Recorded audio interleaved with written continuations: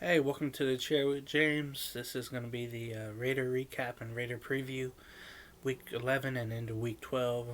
Now, obviously, Raider Nation, uh, it was great to be in the Kansas City game. Would have loved to win it. We didn't get it. Couldn't stop the Kansas City offense at the end. But it was a true back and forth game. Like, who would blink first? Who would give up? Who would give up the last points? Who would get the last stop? Who would have to punt when you can't punt? Who would score when they needed to?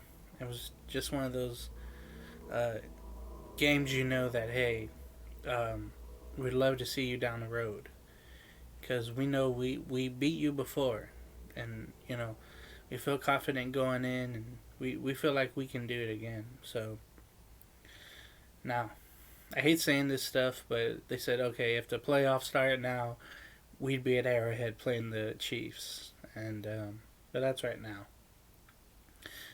We got to get to the future first. Um, there's a lot of questions about that Raider defense. I mean, they can be serviceable one week, great one week, and just be an utter disaster many weeks. And that's what happened against Kansas City. Now I know Kansas City had a bad defensive game too, but you know, running out of time, you got to have stops and you got to be clutch, and that didn't happen. Final score was 35-31, Kansas City in Las Vegas. It was unfortunate. You do feel good that you were in the game when a lot of people said you wouldn't be. You feel like you've grown, even with the loss. You felt like you've grown, but you know, it can be a step towards more, or you can feel so demoralized it'd be a step backwards. But hopefully, this will only give them, even with a loss, it would feel like confidence going forward. And as we segue to week 12, the game in Atlanta on Sunday morning out here. Uh, this certainly feels like a trap game to some. It's going to be the same thing where you feel like both teams are going to air it out. Both teams are going to be uh, ready to pass, to run. Uh, it's gonna be something for sure. And if the Raider defense could get some stops, we can definitely win the game and move on to the next opponent. And we'll see what happens. But some keys going in are definitely the two starting quarterbacks, both having great years. Derek Carr, who's thrown for 19 touchdowns and three picks. Matt Ryan, who's thrown for 15 touchdowns but seven picks. He's had some here and there games where he's had to make decisions, going deep when his team has been down, or the other team made a comeback and they've had to come back. So he's been through hell and back. Rays, of course, are second in the AFC West in the seventh wildcard spot, which is odd to say, but hey, glad it's there this year. The Falcons are in last in the NFC South at 3-7. Raiders 6-4. Both of these teams, they're pretty even with points, 28-25, matching up average wise. Falcons do throw for more. The Raiders run for more, but they give up the same amount, 27.5. Falcons do give up more passing yards, surprisingly, than the Raiders, and that can be a stat amounted to all the Falcons' big leads they had and the comebacks made by their opponents. So that can be a overblown stat, but I'll take it. It looks good. The Raiders do give up slightly more on the ground, but that's fine. Some news coming in. So the Raiders signed McKinley, but there's going to be a big help on the defensive line. But Tank will be out, and there was a groin issue. Claim off of waivers. He'll be on injured reserve, and it was just a weird thing because McKenzie was, let go by the Falcons, and then he was joined with the Bengals, failed his physical, went to the Niners, failed his physical, and the Raiders picked him up, and he'll have to spend the next 3 games on the reserve list. So it just felt like a waste of time, really. It just felt bad, honestly, that happened. So it's unfortunate. We need some more help, and it's not there. Speaking of defenses, which this will be big, questionable. Julio Jones coming into the game is questionable with his hamstring injury, like I mentioned. He's a big part of the offense there. His stats may not show it as much this year, but he's been really good. And very key in his routes. He could be one of the best in the game. Hopkins and Diggs, others, they have something to say about that. But Julio's been around the longest. Julio's been the most consistent, I think. And he's had a great passing quarterback to do that. He hasn't been needing to switch teams, even though the wins and losses are the losses are there more than the wins. And then former LA Ram Todd Gurley, with a knee injury, he's not going to play in the game.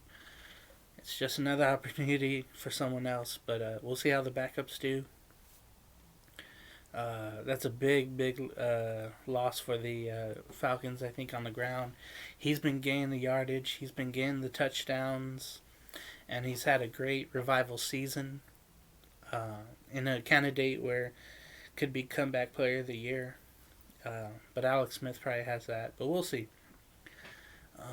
With Jalen Richard, he'll be out with his injury.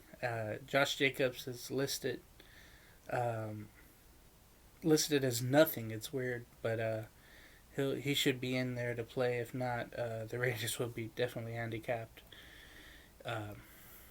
in the game.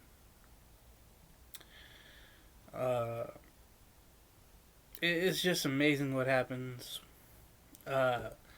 with these trap games. It seems like Raiders can get sucked into these games and not find their way out. Like I said, though, if the defense can get some stops, Eric Harris, he hasn't been really in the games. He's been on the sideline. I wonder if he'll come back, the safety, or if Jeff Heath can make some plays. LaMarcus Joyner, if he can make some plays there. That would be very good to see.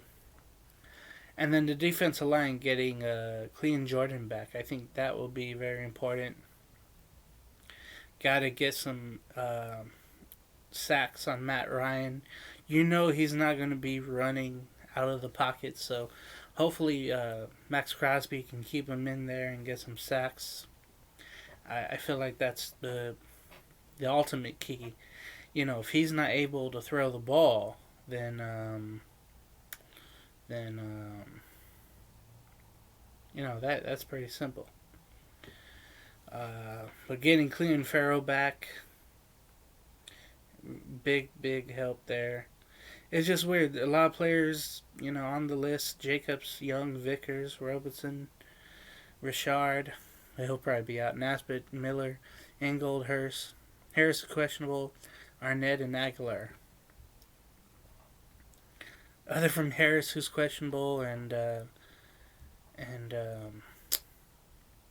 Hurst, Fowler for and Jones for the Falcons, and Gurley. Everybody's questionable except Gurley for the Falcons.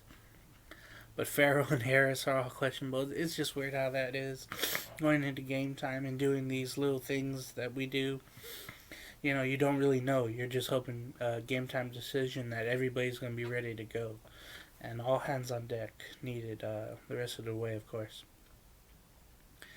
The prediction I have for the game, and seeing how Gurley is hurt, and Jones is questionable with the hamstring, it gives the Raiders an advantage. So, I hope the Raiders get the win, of course, as easily as possible. Give them the offense rolling and the defense for Atlanta being real bad. Gotta give the Raiders a